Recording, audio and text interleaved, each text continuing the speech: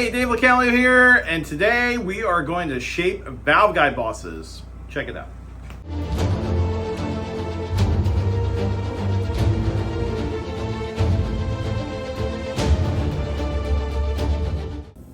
These are the valve guide bosses. Now the problem with the valve guide boss is with them in there, we really can't shape anything around it. And if you can't shape anything around it, we're gonna lose CFM. We could pick up a lot of CFM by reshaping them. They'll pick up airspeed and the whole port will just look a lot better. You need to remove the valve guide first and then we can shape. The HeadGames 1/2-inch high helix burrs. Now I'm showing you two of them. This is how they come, 6-inch long, and this is what I cut down. I cut them down because I'm gonna be pushing really, really hard, and this would bend. Grinding with Makita GDO 603, David's favorite grinder. Facial protection on, protects against COVID, and metal chips.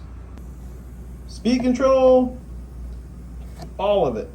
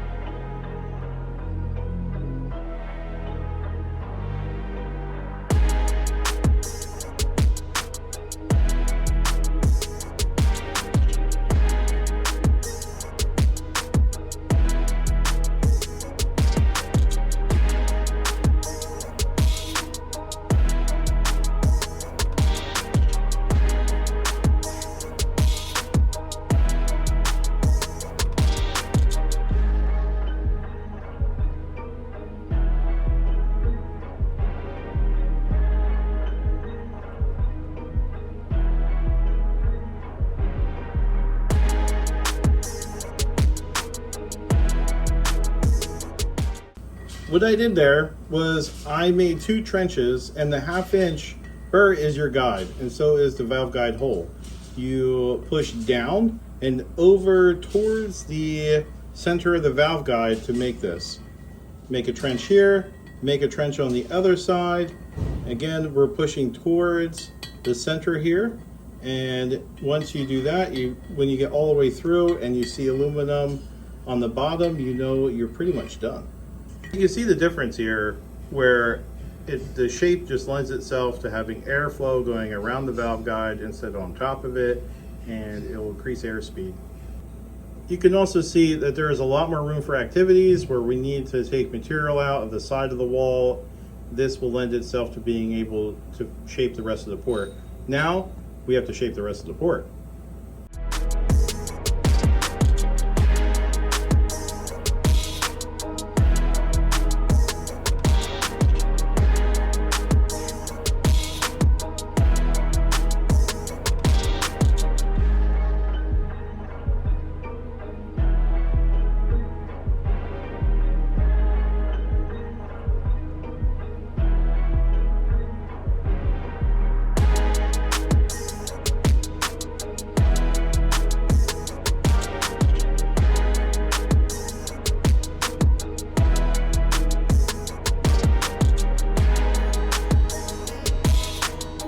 So this is what you're gonna end up with before you go and reshape it, and now you just need to run over on top of it and make it not so pointy.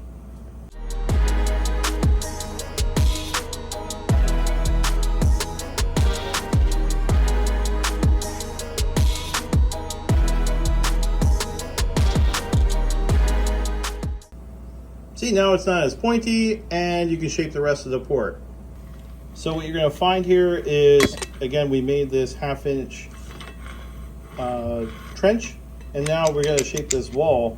And what you want to do is you want to make sure that you do an X pattern on the wall to keep the wall straight. If you just go up and down, you're just going to make this right here bigger, and this will not, you'll have like a big hump right in the middle. Let me show you how you do it.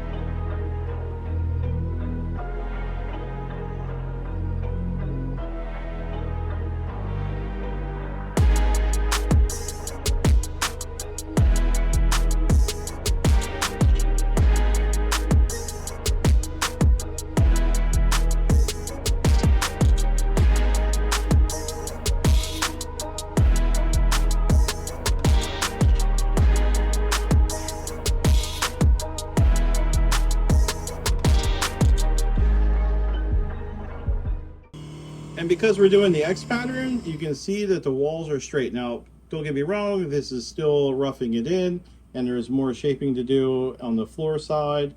But if you were to just do it willy-nilly and try to go back and forth, up and down, you will end up with something that has a hump in the middle. Now, this is our CNC port, but it all started as a hand port, and as you can see, this is how the end result is. You have the guide bosses reshaped, and then you do the divider, and the whole port looks comfy. I start with the valve guide boss because, again, I'm trying to find the material around it and shape it all around it, and you can't really shape the walls, especially on a 4G or a Honda, with the valve guide boss in place. Although I've made many videos about this, I feel like I need to say it one more time. Do not go to the gasket, especially on a 4G or a Subaru. We're talking the exhaust ports. This right here is ridiculous. People don't do this. So they just bell mouth the port.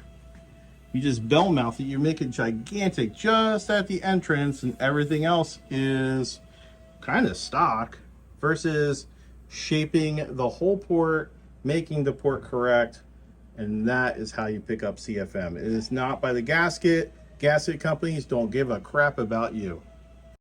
That's it for me today. I hope you enjoyed the video. Be sure to like and subscribe and comment below. I would love to hear from you. Tell me what I just did wrong. Tell me what I did right. Tell me what you want to see. I want to hear it all. Toodles.